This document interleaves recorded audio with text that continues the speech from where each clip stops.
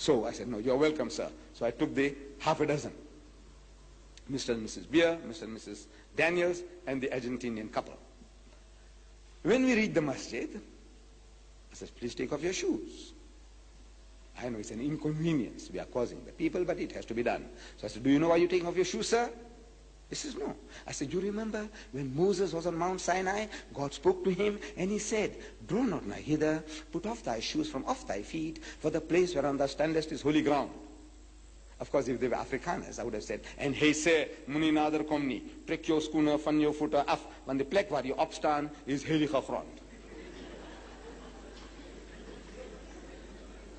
And if they were Zulus, I would have told them, so wathi ungasondeli lapha, khumule izicathulo zakho ezinyameni zakho, ngokuba indawo umi kuyo ungumhlabathi ongcwele.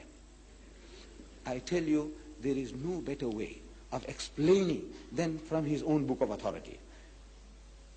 You see, instead of telling the old-fashioned way, my father used to do, he says, you know, you people, you go to the toilet, lavatory with your shoes, same shoes you go to the church, you got no respect for the house of God, but we are a nice, clean people. Look, it's true. But if you can kill the snake without breaking the stick, why not do that?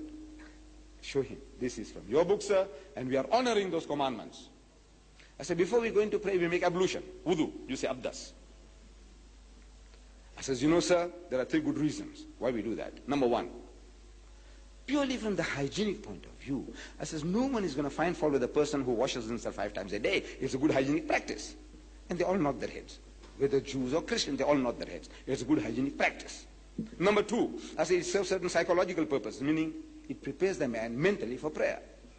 Not washing because you're dirty, but you're going to present yourself before the Lord.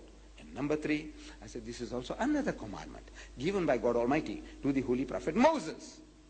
In the book of Exodus, that is the 2nd book of the Bible, it is written, and Moses and Aaron and their sons washed their hands and their feet thereat. When they went into the tent of the congregation, they washed as the Lord commanded Moses. So I said, we Muslims are still fulfilling another biblical commandment.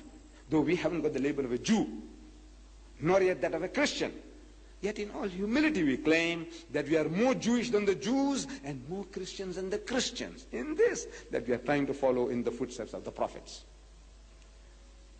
It went down so beautifully, so beautifully. Went inside the masjid, time for salat, so sit down at the back, made them to sit against the wall, and they watched the Muslim at prayer. And I came and referred to them that everything that we did, including the sujood, was in your book, sir. It is in his book. I says, you remember, you read there, it says, and Abraham fell on his face and prayed to God. I'm quoting from the Old Testament of the Christians. And Abraham fell on his face and prayed to God. And I quote again, and Moses and Aaron fell on their faces and prayed to God. And again, and Joshua fell on his face and prayed to God. When we come to the New Testament, we read that was his last days on earth, Jesus Christ. He went to the Garden of Gethsemane and he said to his disciples, wait and watch, pass up. And he went a little further and fell on his face and prayed to God. Ask them, how does a man fall on his face and pray? Except the way we Muslims do. But they are ashamed to humble themselves like their God did. It's an amazing thing. Everything the Muslim does is in his book. It is there.